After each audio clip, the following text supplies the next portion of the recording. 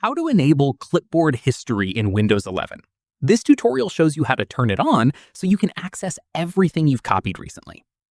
First, press the Windows key and I together to open Settings. From there, click System on the left side.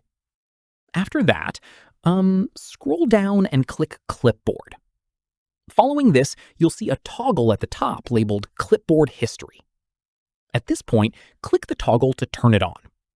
Once done, close the Settings app. From here, you can bring up your clipboard anytime by pressing the Windows key and V together. Keep in mind, Clipboard History only keeps text and small images, and everything clears automatically once you restart your PC, unless you pin specific items to keep them. That's how you enable Clipboard History in Windows 11. If this helped, drop a like, subscribe for more tech tutorials, and tap the bell so you don't miss the next one. See you next time.